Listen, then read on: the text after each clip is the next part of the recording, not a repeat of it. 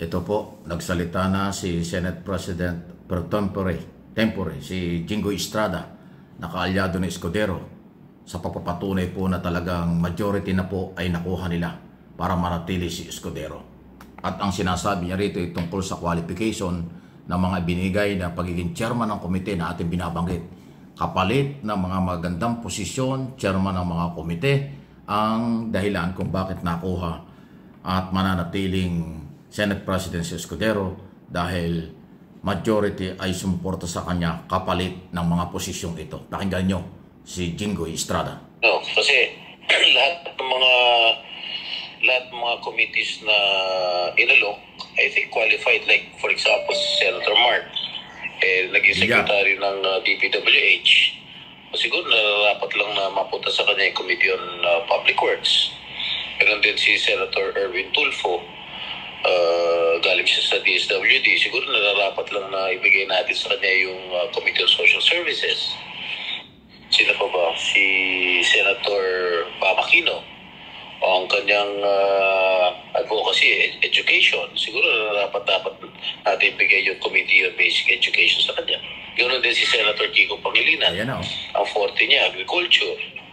O siguro hawak ng Committee on Agriculture. Ganun ba? Ayan o.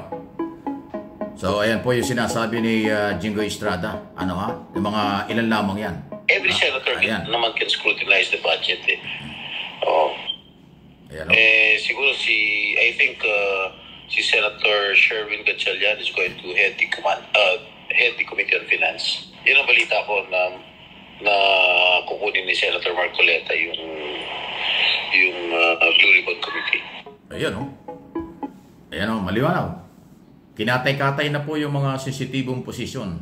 Finance Committee raw, parang ganon, si Gatchalian, si Marcoleta nga daw ay pinag-usapan magiging chairman ng Blue Ribbon Committee. Ako yan, puro investigasyon ang gagawin niya. Si Bang Makino at saka si Kiko, binanggit na nga po. Hindi ako nagkamali. Doon sa unang video sinabi ko, education at agriculture ay binigay na komite. Ayan na. Hindi na po speculation, hindi na po sa pantaha. Malinaw na inamin na po ni Jingoy Estrada na naibamahagi na ang mga sensitibong posisyon as chairman ng mga komite at yun ang kapalit ng kanilang pagsuporta kay Escudero. Public Works and Committee, si Mark Villar ang tinutukoy dyan. Ayan na, umami na. So ngayon, hindi ba korupsyon yun? Hindi ba panunuhol yun? Para lang manatili sa pwesto ang Senate President, ipinagkaloob ang mga komiting gusto ng mga senador. Nasaan ang pagbabago? Yan ang tanong natin. So, pinulitika, pinersonal, power, pera talaga dahilan ng pananatili ng Senate President. Ngayon, kung magtatrabaho sila ng seryoso, okay lang. Kung nagkasundo sila na manatili si Escudero na siya nag-dribble kung bakit na-delay ang trial at binigyan ng sensitibo mga posisyon, paano natin pangahawakan na yung mga yan ay magiging neutral pa sa trial sa impeachment against Sara Duterte?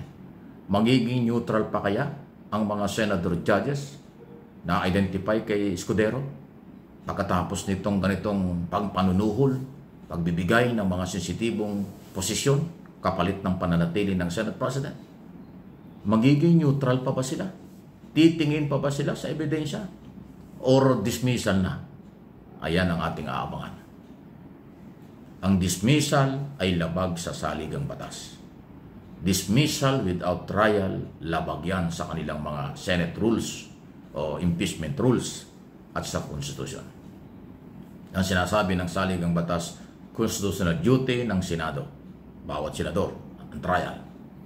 Try and decide, not dismissal without trial. Ayan po yun eh. So, kaya na po, mamamayang Pilipino, ang bahala. Sabihin natin, nagkalagayan na sa aking opinion. Ganun ang dating eh.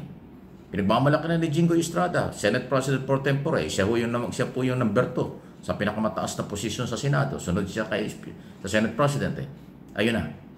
Inamin na niya. Yung sa pantaha na baka nga nagkabigayan ng posisyon, hindi na sa pantaha. Inamin na niya eh. Meron talagang naipamahagi na ang mga chairman ng committee kapalit ng pagsuporta kay Escudero at pagpirma doon sa resolution na pabor kay Escudero manatili. Nasaan? Anong nangyari kay Bam Aquino at saka Keiko? Sumali sila dito sa ganitong galaw?